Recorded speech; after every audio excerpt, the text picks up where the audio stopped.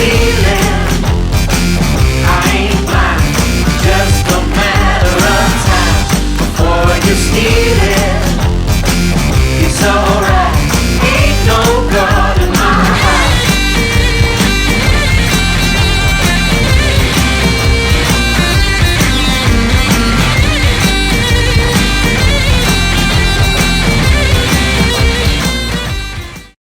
Hey guys, I'm coming at you live all the way from London, England. Bet you never thought you'd have a package from there, did you guys, Jay and Ross? I don't know about that, but we're here now and we're filming live in Covent Garden, very popular area here in London, and I've been studying here for the past 2 months.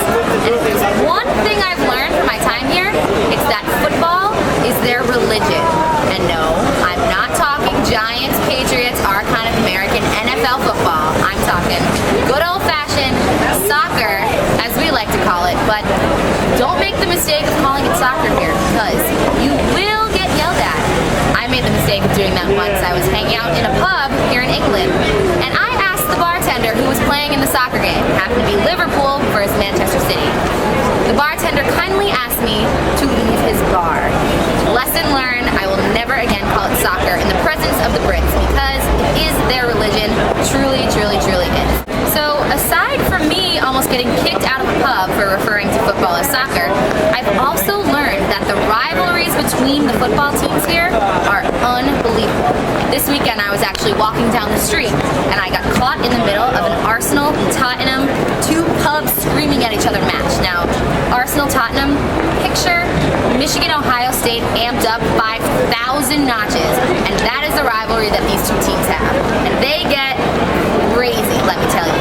In the football stadiums, they actually have to separate the teams so that each team sits on separate sides of the stadiums, because there will be fights, there will be screaming. This rivalry is huge. So I was casually walking down the street minding my own business when all of a sudden the two rivalry teams started screaming their fight songs at each other, and I actually felt like I was in the middle of some sort of blizzard. I thought I was going to get in a fight. There was police everywhere. It was just absolutely insane. I've never seen anything like it in my entire life. And there was also another game going on, Liverpool-Cardiff. So there was 4 teams playing, 2 hardcore matches. You can imagine the scene, or maybe you can't, but I think it's something everyone should see once in their life. So as all of you guys in America must know, David Beckham is one of the most famous footballers. And ladies, he is quite a piece of eye candy, as we all know. And I was talking to Jay before, actually, on his visit here. We were sitting in a pub, talking about it, and I was saying to him that my new goal before I leave London, I have 2 months left, guys. My new goal, find and possibly get engaged to some sort of footballer who's going to be making millions and millions and millions of dollars within the next few years as one of England's premier football players. And you know what? Sorry, Mom and Dad, I would totally drop out of Michigan, leave school, move to London, and marry him, because footballers are absolute royalty here. They're like NFL players on steroids, and they are complete and utter celebrities, and I'm dying to meet one of them. So I might just go to a game, hang out after, see what happens, maybe pick one up there. We'll see. Wish me luck, guys. I know, Jay, you're a huge football fan, so maybe you could impart some knowledge onto the Wolf TV viewers here more than I can. All right, thanks, Shelby. Jay Sarkar here, coming live from London, England, the capital of English football in my mind. You've got my favorite team, Arsenal, residing here. Our bitter rivals, Tottenham Hotspur, as I like to call them, Scum. West Ham United, who sits in the championship right now, but should be coming back to the Premiership. Chelsea, who are almost as bad as Tottenham. And Queen's Park Rangers, who are finally back in the Premier League this season. Now, over the course of my trip, I've had a chance to visit some of the absolute temples of English football, including the stadiums of Liverpool, famous Anfield, Manchester United, the Theatre of Dreams, Old Trafford, Manchester City's Etihad Stadium, which is slowly gaining some momentum as a football mecca as the team sits at first in the EPL table.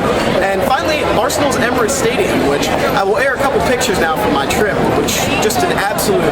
If you guys think going to Michigan Stadium for American football is just exciting, or being in there, thinking about running under the banner, imagine going to your favorite soccer team stadium, just seeing where some of the greatest moments in your team's history have gone down. it's an unreal experience. You can't imagine what it's like.